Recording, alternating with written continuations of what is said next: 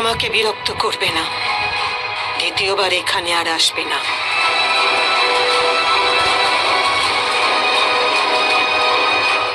Aunty, নিয়তি, তা গান্ডি তো পরিষ্কার করে বলেই দিলেন যে এখানে আর না আসার জন্য, তো ওনাকে কেন বিরক্ত করছিস?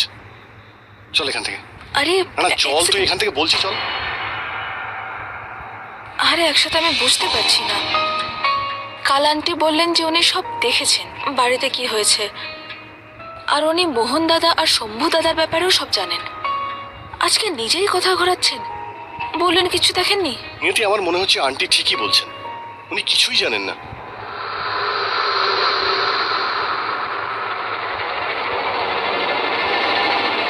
তুই আরেকটা জিনিস নোটিস করেছিস? নিয়তি, তুই এসব বাজে কথা বলা বন্ধ করবি প্লিজ। আরে একসাথে সিরিয়াসলি শোন না, তুই নোটিস করেছিস যখনই আন্টি আমাদের সঙ্গে কথা বলছিল বারবার পেছনে ঘুরে তাকাচ্ছিল? আরে নিয়তি টয়লেটে যেতেন, নেচার্স কল। আরে একসাথে ভাবার চেষ্টাই করছিস না। আর তুই কিন্তু প্রয়োজনের থেকে বেশি ভাবছিস। তুই এখন গাড়িতে ওঠ, চুপচাপ বসে পড়।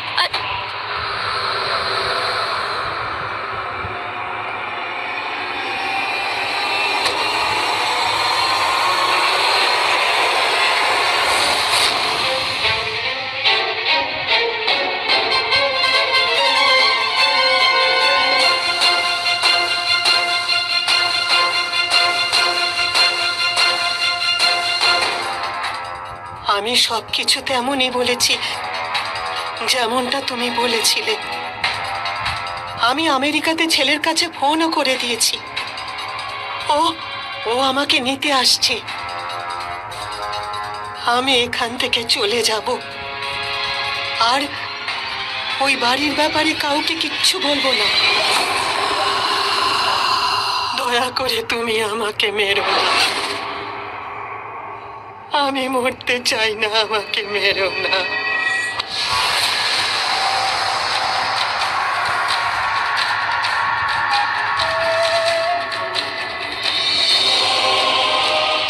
আমি মারবো না, তোমাকে উঠে ওই জলসার ভেতরে ফেলে দেব, আর বাকি কাজও নিজেই করে নেবে। আমার তন্ত্রের শক্তি তো তুমি আগেই দেখেছো, জীবন্ত খেয়ে ফেলে মানুষকে।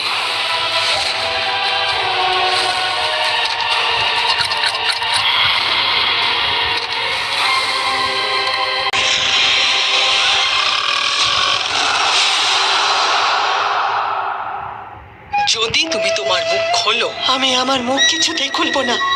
আমি কাউকে কিচ্ছু বলবো না। তুমি আমাকে মেরো না, আমাকে মেরো না।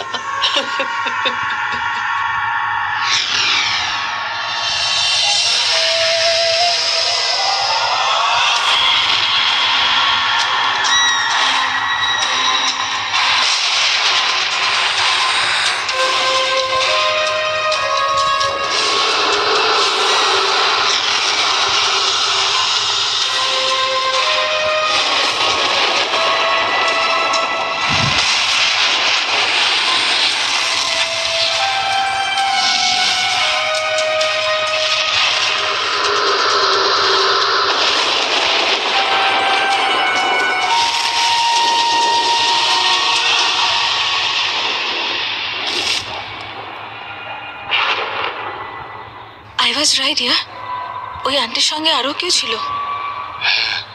সেই জন্যই আন্টি ভয় পাচ্ছিলেন। আমি যখন বললাম তখন তো মানলি না। এসব নিয়ে পরে আলোচনা করি, আগে এটা খোঁজ নিতে হবে যে এই মহিলা কি। অনেক গভীর সম্পর্ক আছে তোমার আর তোমার পরিবারের সঙ্গে পৃথ্বী চৌধুরী, যা আমাকে না বাঁচতে দিচ্ছে না মরতে দিচ্ছে। আর এই অবস্থা এবার তোমার আর তোমার পরিবারের হবে। তুমি তোমার স্বপ্নের বাড়ি বানিয়েছো, আর আমি এখানে তন্ত্রের জাল বুনেছি।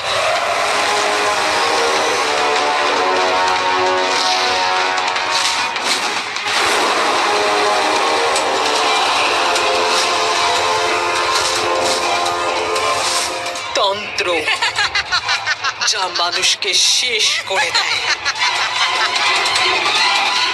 একবার তুমি এই বাড়িতে এসো পৃথ্বী চৌধুরী, তারপর তোমার এমন মৃত্যু হবে যে স্বয়ং যমরাজও কেঁপে উঠবেন। আমি আর এই বাড়ি তোমার জন্য অধীর হয়ে অপেক্ষা করছি। কিন্তু এই আন্টি আমাদের বাড়ির সামনে দাঁড়িয়ে কি বিড়বিড় করছে?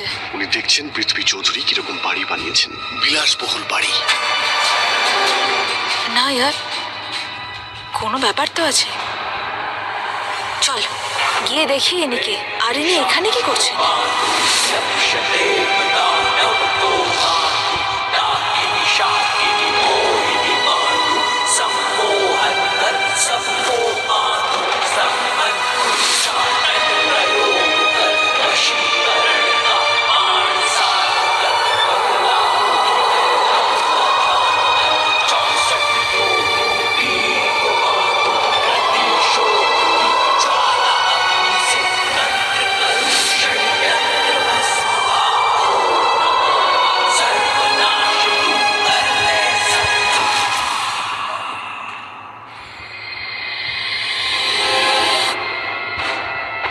কোথায় গেলেন?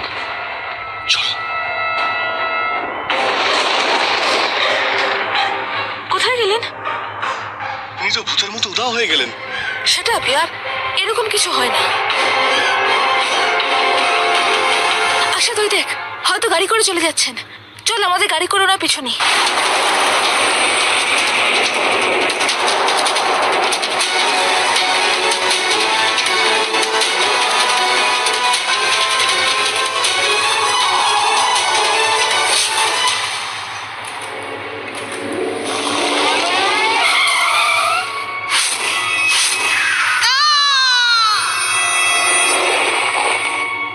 অক্ষত, আরে এটা তো সেই গাড়ি যেটা আন্টিকে ধাক্কা মেরেছিল। কিন্তু এটা আন্টির বাড়ির সামনে কি করছিল? নিশ্চয়ই ইনি আন্টিকে ধমকেছিলেন, তাই আন্টি আমাদের কিছু বলেন। দেখ নিধি, সবসময় তুই এত নেগেটিভ ভাবিস কেন বলতো? এটাও তো হতে পারে ওই দিনের অ্যাক্সিডেন্টের জন্য উনি ওনাকে সরি বলতে গিয়েছিলেন। কিন্তু আমি একটা কথা বুঝতে পারছি না, এই গাড়িটা সেদিন তোর দিকে এগিয়েছিল, তারপর দাঁড়িয়ে গিয়েছিল, কারণটা কি? আই ডোন্ট থিঙ্ক এটা আমাকে মারতে চেয়েছিল। এই গাড়িটাই তোর দিকে এগিয়েছিল, তারপর আন্টিকে হিট করে, আর আজকে এই গাড়িটা আমাদের সামনে। এই তিনটের মধ্যে কি কানেকশন থাকতে পারে নিয়তি? আরে এটা তো আমিও এখনো বুঝতে পারছি না। কিন্তু আমি সব বুঝতে পারছি।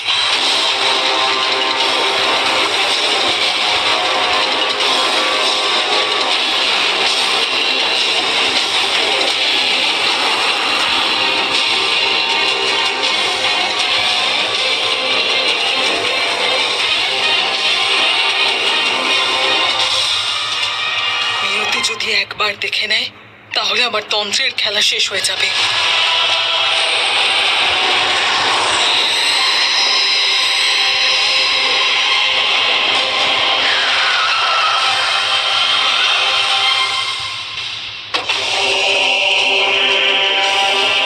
কোথায় গেলেন?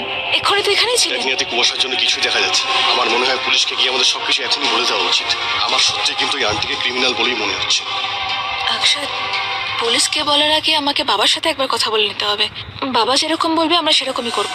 ঠিক আছে, তাহলে একটা কাজ করি, আমরা আগে বাড়িতে যাই। তুই বাড়িতে গিয়ে তোর বাবার সঙ্গে কথা বল, ওনাকে গিয়ে তুই সবকিছু আগে বল, তারপর দেখা যাবে যে এরপর কি করা যায়।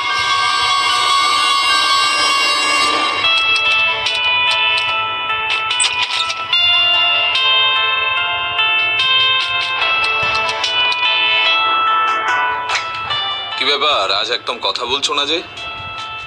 আমি চুপ করে থাকলে তুমি বুঝতে পারো? আজকের দিনটা খুব ব্যস্ততা ছিল, এমন ভাবে কাজে জড়িয়ে পড়েছিলাম যে হয়তো দেখতে পাইনি। যাকে বাদ দাও, তুমি এটা বলো যে আমার জলসা তোমার কেমন লাগলো? খুব খারাপ। আমার তোমার ওই বাড়ি, তোমার স্বপ্ন জলসা একটুও ভালো লাগেনি।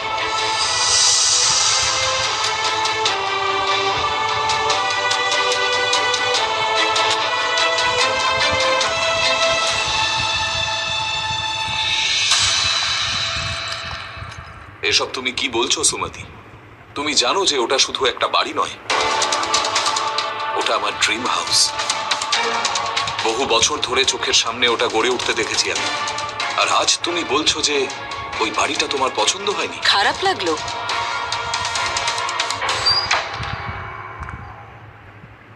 খারাপ লাগলে ক্ষমা চাইছি সাহেব। তবে যাক, এই সুযোগে অন্ততপক্ষে তুমি আমার কষ্টটা তো বুঝতে পারলে। কি বলতে চাইছো তুমি? যেভাবে আমি তোমার স্বপ্নকে, তোমার বাড়ির জলসাকে খারাপ বললাম, আর তোমার খারাপ লাগলো, কষ্ট হলো, ঠিক সেইভাবেই যখন তুমি আমার ছেলে নির্বাণকে সবার সামনে উল্টোপাল্টা বলতে থাকো, তখন আমারও খুব কষ্ট হয়। ভাবনা সুমতি, ভাবনার তফাৎ রয়েছে। নির্বাণকে আমি এই জন্য বকি যাতে ও নিজেকে আরো উন্নত করতে পারে, আর ওকে ঠিক এবং ভুলের তফাৎটা বোঝানোর দায়িত্ব আমার, কারণ ও আমার ছেলে। নির্বাণ তোমার ছেলে নয়, আর পার্থও তোমার ছেলে নয়।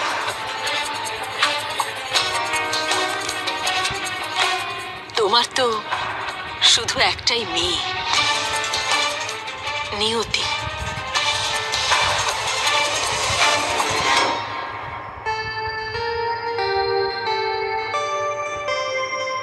আরে নিয়তি মা, এসে গেছিস? দিদা, বাবাকে দেখতে পাচ্ছি না। আরে নিয়তি,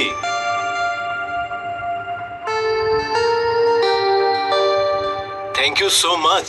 তুই শিফটিংটা পোস্টপোন করে আমার সমস্ত টেনশন দূর করে দিলি। আর এবার তুই দেখিস, আমি জলসাকে বাবার এক্সপেকটেশনের থেকে অনেক বেশি হাই ক্লাস বানিয়ে দেবো। And that's my promise to you. কিন্তু সেটা কবে দাদা? কতটা এক্সাইটেড ছিলাম আমরা নতুন বাড়িতে যাব। I am really sorry. আমার জন্য তোকে সবার কাছে কথা শুনতে হচ্ছে। আমি না সবাইকে বরং বলে দিই, শিফটিংটা তুই আমার জন্য ক্যান্সেল করতে বলেছিস। ইটস ওকে দাদা। তাছাড়া সবাই যখন সম্পূর্ণ নতুন ঘরে আসবে তখন আমাকেই থ্যাংক ইউ বলবে। তুমি এটা বলো, বাবা কোথায়? আমার ওনার সাথে কিছু কথা আছে। এই নিয়ে আমরা অনেকবার কথা বলেছি সুমতি। আরো 1000 বার আমি বলবো। কি পাবে তুমি এই এক কথা 1000 বার বলে? যে কষ্ট নিয়ে আমি প্রতি মুহূর্তে বাঁচি, সেই কষ্টটা তোমাকেও অনুভব করতে হবে। ভালোবাসা তো ভাগ করতে পারলে না, অন্তত কষ্টটা তো আমরা একসাথে ভাগ করে নিতে পারি। যাক, আমাদের মধ্যে সম্পর্ক আছে, এটা তো মানলে।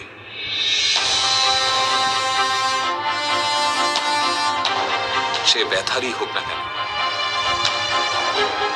ভালো হতো যদি এই সম্পর্ক আমাদের মধ্যেই থাকতো, কিন্তু তুমি তো এর শাস্তি আমার বাচ্চাদেরও দিচ্ছ। বিগত 20 বছর ধরে নির্বাণ আর পার্থ তোমার ভালোবাসার কাঙাল, কিন্তু সেসব তুমি বুঝবে কি করে? তোমার তো খেয়ালই পড়ে না ওদের দিকে, কারণ তোমার খেয়াল তো শুধু নিয়তির দিকেই থাকে। নিয়তি। দিদি, ওই মোহনের কোনো খোঁজ পাওয়া গেল? গীতা দিদি, এখনো পর্যন্ত তো না। কিন্তু তুমি ভয় পেও না, পুলিশ তদন্ত করছে, তাড়াতাড়ি জানতে পারবো। আর হ্যাঁ, আমি বাবার সঙ্গে কথা বলবো। তুমি আমাদের সঙ্গে এই বাড়িতেই থাকবে, ঠিক আছে?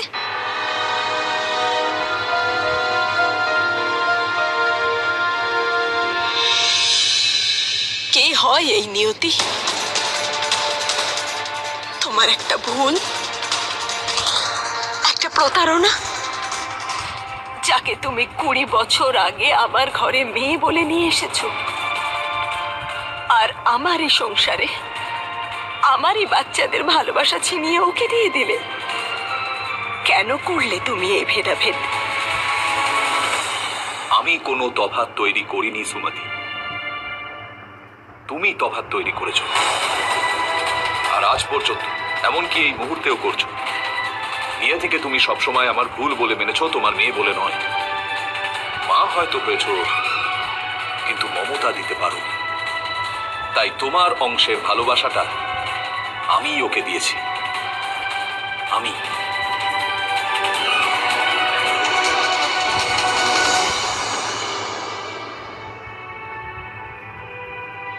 সুমতি, ভুলটা আমি করেছিলাম, দোষীও আমি। আমাকে শাস্তি দিলে আমি কিচ্ছু বলবো না। কিন্তু নিয়তির কি দোষ বলো? যবে থেকে ওর জ্ঞান হয়েছে ওর মুখে শুধু বারবার একটাই কথা এসেছে, মা। আর সেই মা তুমি। ওই সাইকেল রেসটা জেতার পর ওর মুখে শুধু একটাই কথা ছিল, মা। আর সেই মা তুমি। সকাল থেকে সন্ধে পর্যন্ত আর সন্ধে থেকে রাত পর্যন্ত ও শুধু একজনকেই খোঁজে, মা। আর সেই মা তুমি। আরে ও তো সারা পৃথিবীকে বলে বেড়ায় যে আমার মা আমাকে ভালোবাসে না, আমাকে আদর করে না, কারণ আমার মা চায় আমি ইন্ডিপেন্ডেন্ট হই, স্ট্রং হই। ও তো তোমার এই সৎ মায়ের মতো ব্যবহারকেও ভালোবাসার মর্যাদা দিয়েছে। কিন্তু তুমি। আমি আমার ডিউটি পালন করায় কখনো কোনো খামতি দেখাইনি, কারণ আমার অভিযোগ নিয়তির উপর নয়, তোমার ওপর। দোষ নিয়তির নয়, তোমার। আমায় নিয়তি নয়, তুমি ঠকিয়েছো।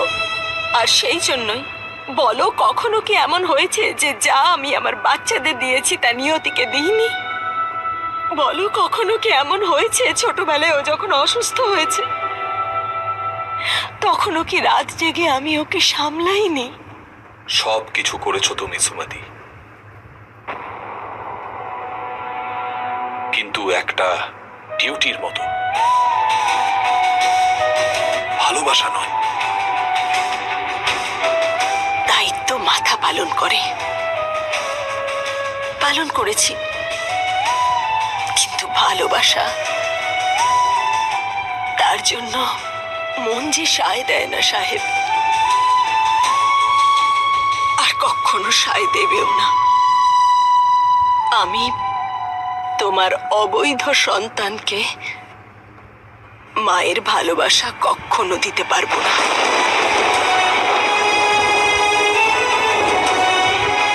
মায়ের ভালোবাসা কখনো দিতে পারবো না।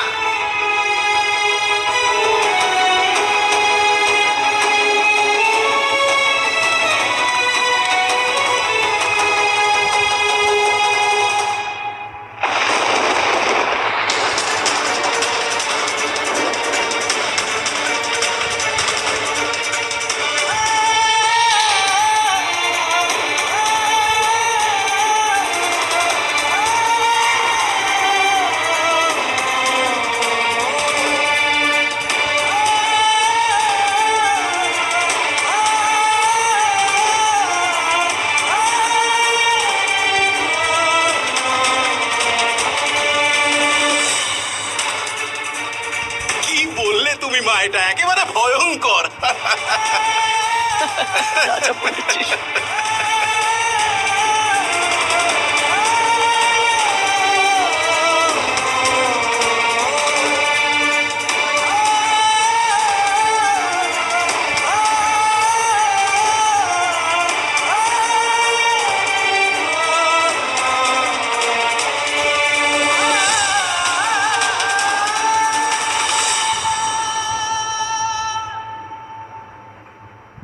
আমি তোমার অবৈধ সন্তানকে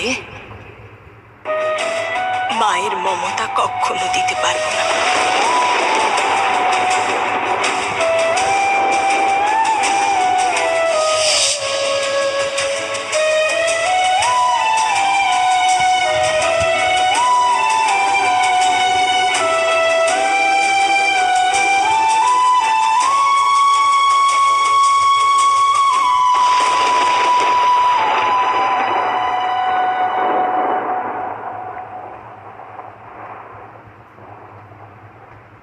আমি আমার দায়িত্ব পালনে কখনো অবহেলা করিনি।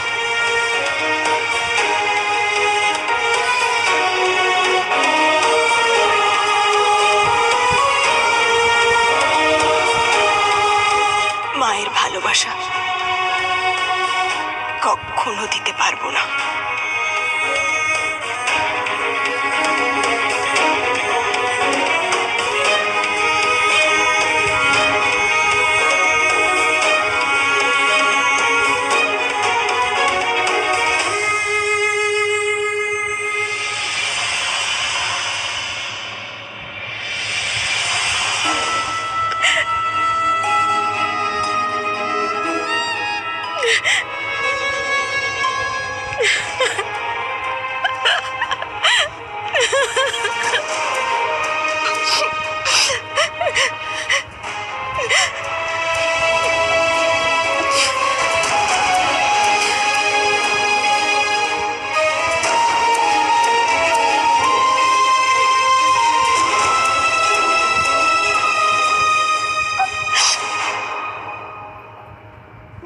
অন্যের মা ওদের বেশি আদর দিয়ে তাদের মাথায় তুলে রাখে, সেখানে আমার মা আমাকে অনেক ভালো তো বাসে, কিন্তু তার সঙ্গেও